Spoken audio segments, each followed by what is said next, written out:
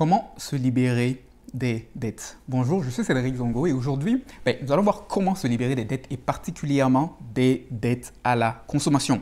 Et Warren Buffett, qui est l'un des hommes les plus riches au monde, disait qu'il est impossible de prospérer financièrement si vous avez des dettes à la consommation. Il n'a pas dit c'est difficile, il a dit c'est impossible de prospérer si vous avez des dettes à la consommation. Et je vous expliquerai pourquoi. Alors, qu'est-ce qu'une dette à la consommation?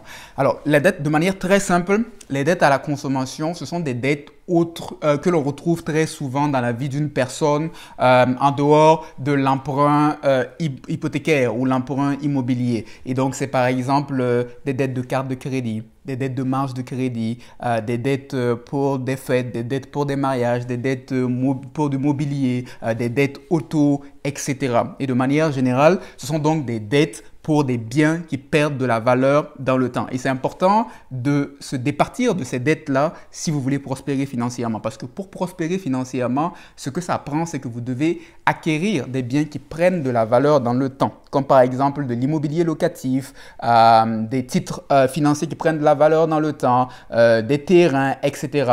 Alors que quand vous avez des dettes à la consommation, qu'est-ce que vous faites? Vous achetez des biens qui perdent de la valeur dans le temps. Et donc, ça veut dire que vous allez dans le sens contraire de la création de la richesse. Et c'est pourquoi c'est impossible de prospérer financièrement si vous avez des dettes à la consommation parce que vous n'êtes même pas sur la même route. Et donc, lorsque vous avez des dettes à la consommation, vous marchez dans le sens contraire de la création de la richesse et c'est la première étape fondamentale pour créer de la richesse qui est de se libérer des dettes à la consommation. Alors, comment est-ce qu'on fait cela? Comment est-ce qu'on fait pour se libérer des dettes à la consommation?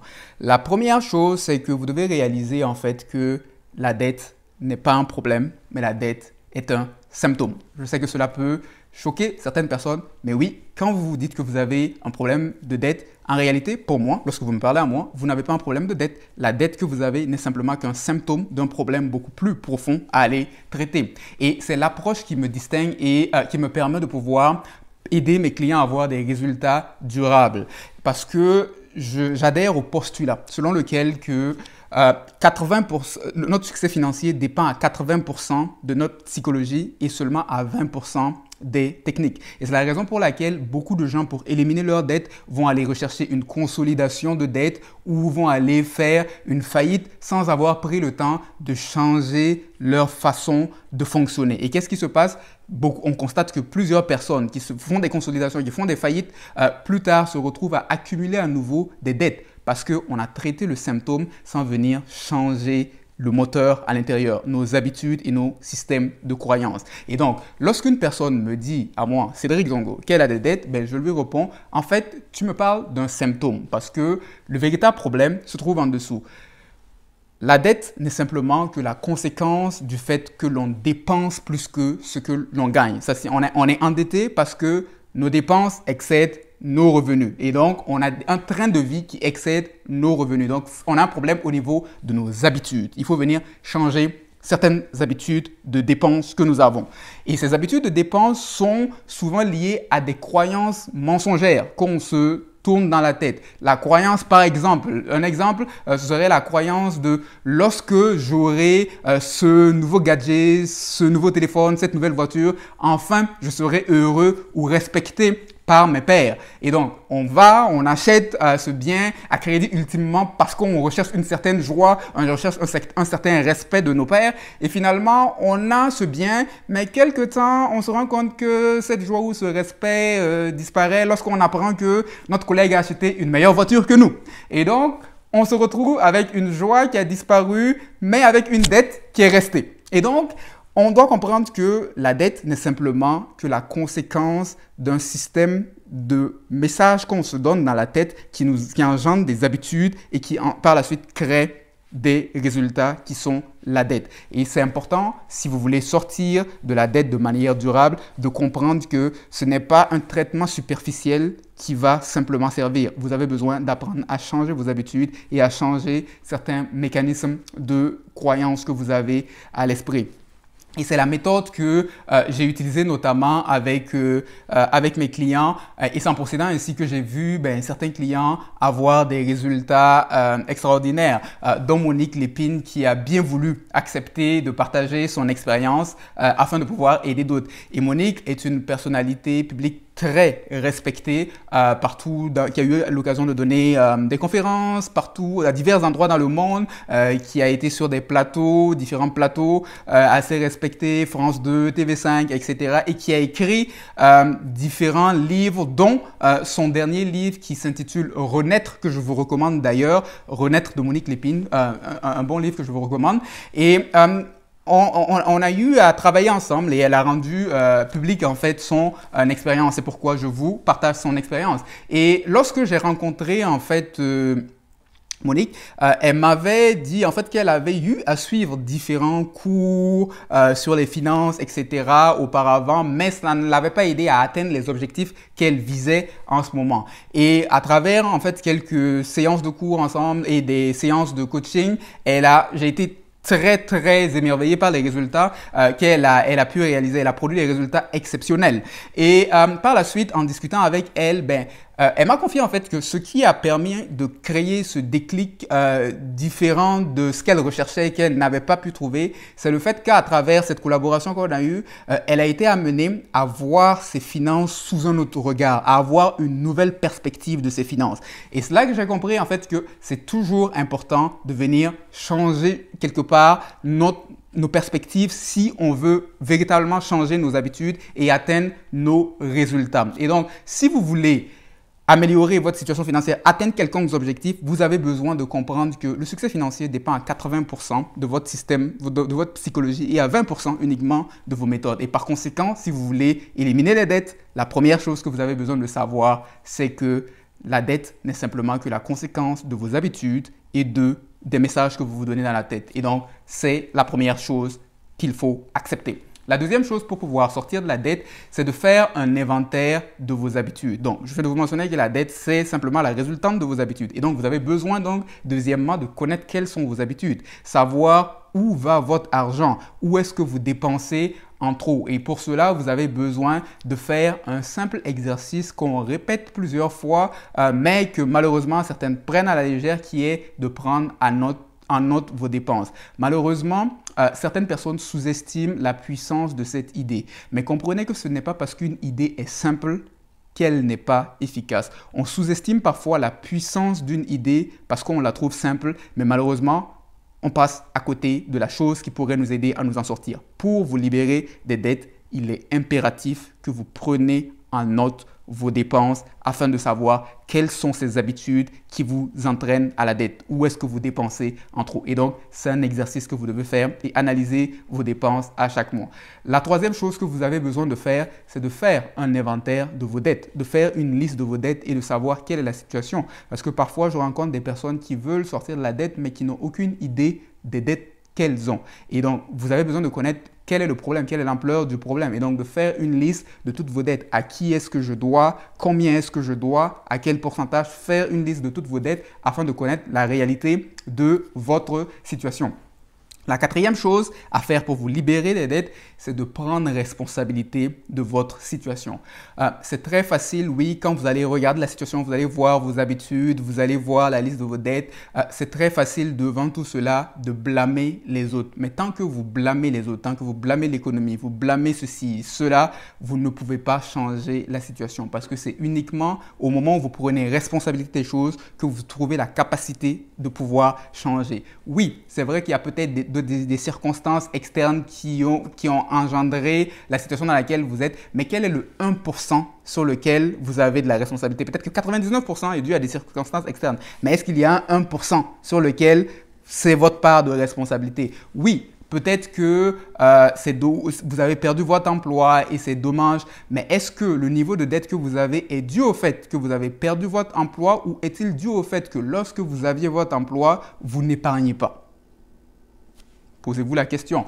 Et ce n'est pas pour vous blâmer, mais c'est pour amener à une certaine introspection, pour voir quelle est ma part de responsabilité. Il y a des phénomènes, des circonstances qui sont arrivées sur lesquelles je n'avais pas le contrôle, mais qu'est-ce que je devais faire moi et que je peux changer. Et comme je dis, ce n'est pas pour vous blâmer parce que il est vrai que chacun de nous, nous faisons des erreurs. Ça nous arrive de faire des erreurs, personne n'est parfait et on ne connaît pas tout. On fait des erreurs et personne ne peut changer le passé, mais tout le monde peut décider de repartir sur de nouvelles bases. Mais pour repartir sur de nouvelles bases, il faut accepter ne serait-ce que le 1% de sa responsabilité dans la situation afin de pouvoir partir sur de nouvelles bases. Cinquièmement, engagez-vous à ne pas prendre de nouvelles dettes. Vous ne pouvez pas sortir des dettes si vous continuez à emprunter et vous devez prendre cette décision de vous engager que coûte, vous n'allez plus emprunter. Vous allez trouver d'autres solutions, mais vous n'allez plus emprunter parce qu'autrement, vous ne pouvez pas sortir de quelque chose avec laquelle vous continuez de vous enfoncer. Sixièmement, vous avez besoin de développer une habitude d'épargne. Pourquoi? Parce que la plupart du temps, les gens s'endettent parce qu'ils n'ont pas développé une habitude d'épargne. Il survient un imprévu, la perte d'un emploi, etc.